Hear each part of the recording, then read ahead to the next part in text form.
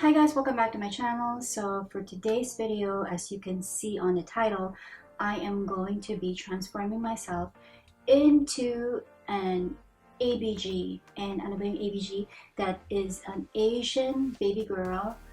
I've been seeing a lot of these videos around YouTube. So, you know, I was kind of curious about it. Tinignan ko kung anong ibig sabihin nun. So, nag-research ako. It said that an Asian baby girl is a young Asian woman, of course, who displays stereotypical traits such as enjoying clubbing, wearing excessive makeup, and tattoos, especially they're drinking bubble tea, wearing revealing clothes, or pretty much likely, in short, you're like a baddie, kind of like baddie Asian girl, I guess. So, as you can see at the moment, right now, medyo makintab ang aking mukha kasi dahil nag-moisturize na ako before filming this video. So, okay, so without further ado, let's get started. Tama ng aking dadal. So, una kong gagawin is I am going to be using my concealer, and this is the Joah Cosmetics. Joah, meron ko ba yung Joah? So, ito yung concealer na gagamitin ko. So, I'm gonna be doing kasi for me, the only reason why I started doing this kasi meron akong setting powder that I'm gonna be using. It's the, I'll show you guys later, but for the meantime, I'm gonna be using this concealer and then ilalagay ko lang sa aking inner corner ng mata.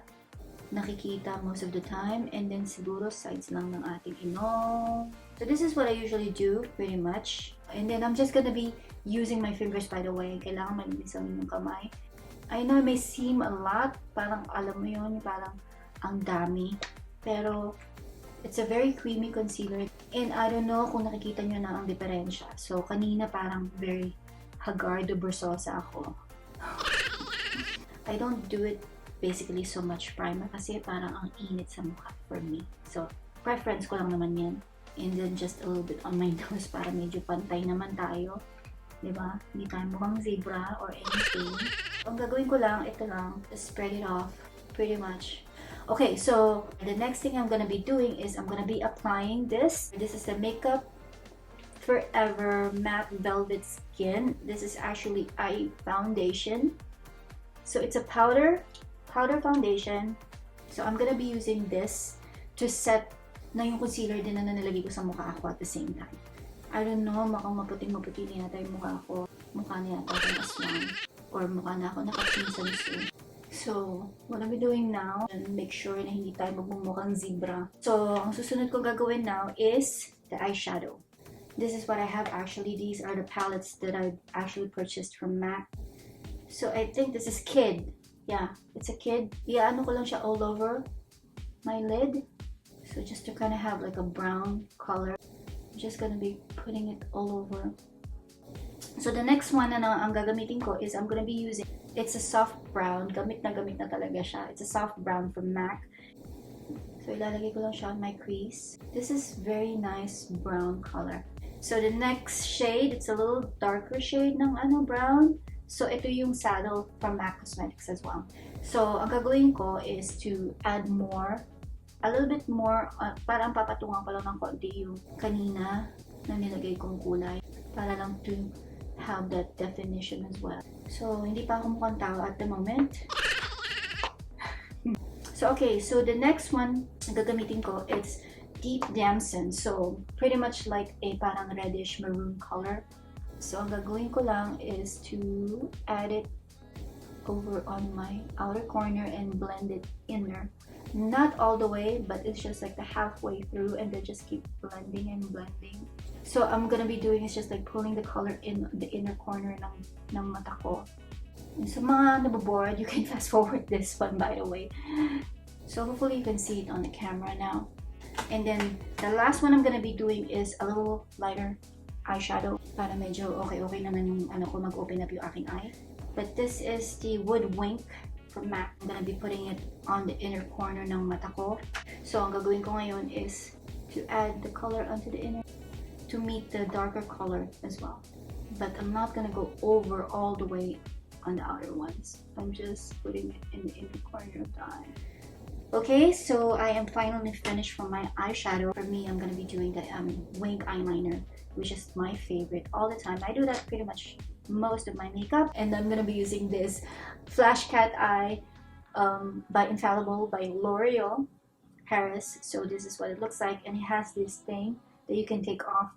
This thing is a lifesaver, by the way. If you want to do any cat eye or winged eyeliner, this is your best friend. Kasi ito yung nag-aano sa'yo ng nagtitrace sa'yo ng para maano mo yung winged eyeliner mo. So ganyan lang siya.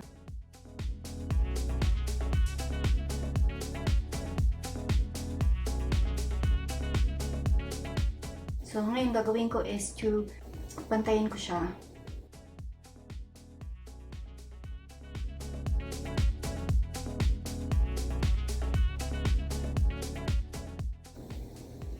Pretty much that's how it looks like. Okay, so the next thing I'm gonna be doing is I am going to be doing my key line. As you can see, I don't have eyebrows. But for the purpose of this look, I am going to be covering the tail because I wanted to reshape yung aking key line. So, bear with me guys. I know some of you will be probably cringing, why do you have to do that? But it's just for my preference. Ayan, as you can see, naputol na yung aking key line. Okay, hindi pa ako mukhang tao at the moment. Wala pa, hindi pa nauuso ang tao at the moment. So now I'm gonna be doing is I'm gonna be using my favorite, and this is the NYX Professional Makeup Microbrow Pencil. Ang gagawin ko muna is i-shape ko yung aking kilay. So ito usually kong ginagawa.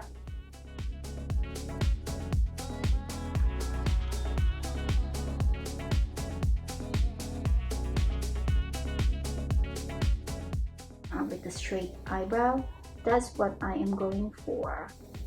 Feeling ko lang smaller strokes para magmukhang natural, kahit na hindi natural kasi dinanawin ko siya. So nakita niyo yung tail ng aking kilay, di ba? So hindi pa ako tapos kasi I'm gonna be using TatBrow. So makikita niyo ngayon kung ano gagawin ko. So the end of it, gawin na natin siya.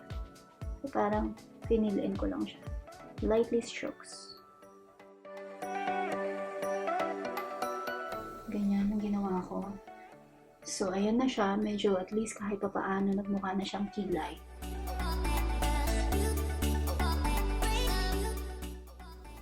Okay, so tapos na tayo sa kilay. Medyo mukha na akong tao, kahit pa paano.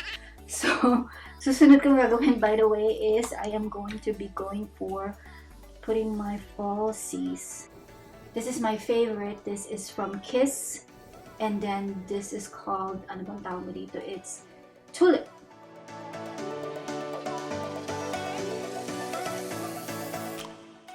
Okay, so the next part I'm gonna be doing is I am going to go back to the eyeshadow kanina, pero I'm gonna be putting on sa lower lash line ko kasi nakalimutan ko I was supposed to do that.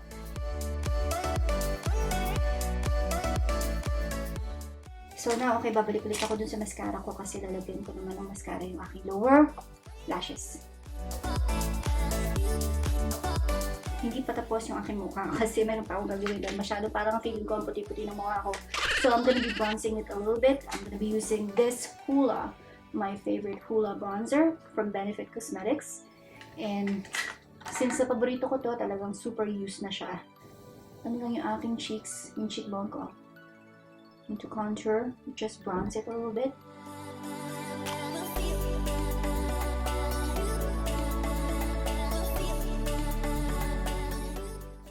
Then the forehead, a little bit on the forehead, and temples. Para naman medyo magmukhang malitin nyo ako. The next one naman ang gagawin ko is I am going to be putting blush. So ang aking gagamitin is the NARS Orgasm. And this is how the color, and I'm gonna be just applying this color on the cheeks, the apples of my cheeks. So na naman na magkaroon tayo ng kulay. Kulay sa mukha. So now, tapos na ako with that blush. The next thing I'm gonna be doing is I'm gonna be doing my lips. And I'm gonna be using my favorite, the Kylie Jenner. This is the lip kit, it's in Candy K. This is my favorite shade from her collection.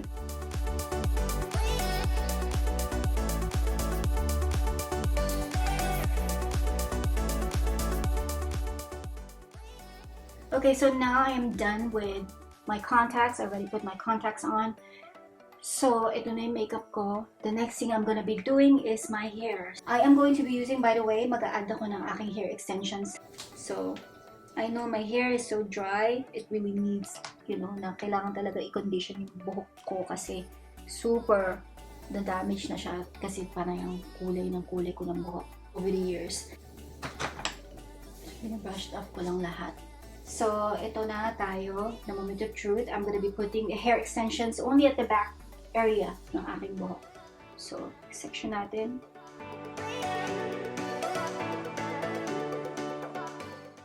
So, ayan. Obviously, hindi talaga sila magkakulay.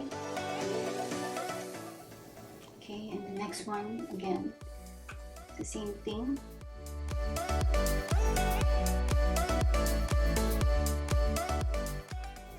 Okay, now, as you can see, alam mo yun, nakikita mo na, blend ko na siya yung with my real hair. Blend in ko na siya ng konti. So the next thing I'm gonna be doing is I'm gonna be putting on the outfit for this ABG look. Okay, so now, nag-change na ako ng aking damit. The next thing I'm gonna be doing now is I'm gonna be putting the tattoo. The exciting part is putting the tattoo on. Since kasi ayoko yung mga maliliit na part, hindi siya magkakasya sa arm ko. So, gugupitin ko siya para hindi sayang. Tapos, itong middle part lang ang ilalagay ko on my arm. So, yun ang gagawin ko right now. Ninabit ko na siya. So, this is how it looks like. And place it na sa ating arm. Put on the damp towel. Sabi doon, pisilin, i-ano mo, firmly press.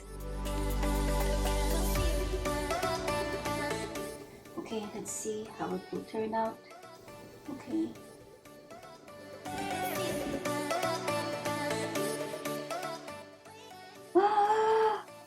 Whoa! This is so cool! I don't know if you guys can see it. I think, oh, ito, ganyan siya. Medyo basa pa siya.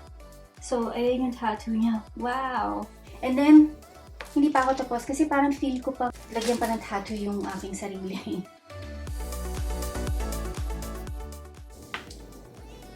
Dikit ko siya. Ganyan. And make sure you put it again with the damp towel.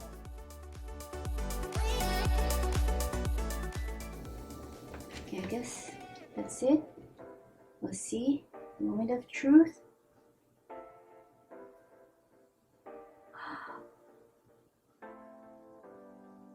Whoa. I kind of like it. I don't know if I can pull it off. I don't know for you guys if you think I can pull off the having a tattoo, but I'm not really planning to have one. Sa totoo lang, wala akong plano talaga magpa-tattoo. So the next one I'm gonna be doing is without, you know, the look of being ABG is not gonna be complete if you don't have the nails. The nails are important. So I'm gonna be doing is I have all these nails that I bought from Amazon as well. Ito yung itsura niya, by the way. Ito, ganito siya. Pretty much, ang gagawin ko is to ipipeel off the peel-off stickers. Ito yung mga stickers na gagamitin ko for the nails. Putting on the stickies by the way for now. This is how it looks like now. Whoa. Wow. These are my nails now. For now. Okay, so now I am done. I am finished. I've done my nails as well. And this is the final look. Maglalagay lang ako ng accessory. So it's a little bit only the ring. So these are my nails, by the way. Look how pretty. Pretty much, hindi dapat makukumpleto ang iyong ABG look kung wala kang milk tea. I already drank the whole thing. Meron pang konting bubbles na natitira, but kanina kasi ininom ko na siya. So, there you have it guys. I hope nag-enjoy kayo sa panonood ng aking transformation and I hope na nakita kayong nag-transform from the very beginning ng video. So, I hope nag-enjoy kayo sa panonood ng aking ABG, Asian Baby Girl Transformation. Makita-kita po tayo ulit sa susunod na video ko. So, huwag po nyo kalimutan na mag-subscribe sa YouTube channel ko and huwag nyo rin po kalimutan i-hit yung bell button below para ma-notify mo kayo kung meron pa akong upcoming video. So, I'll see you guys next time. Bye!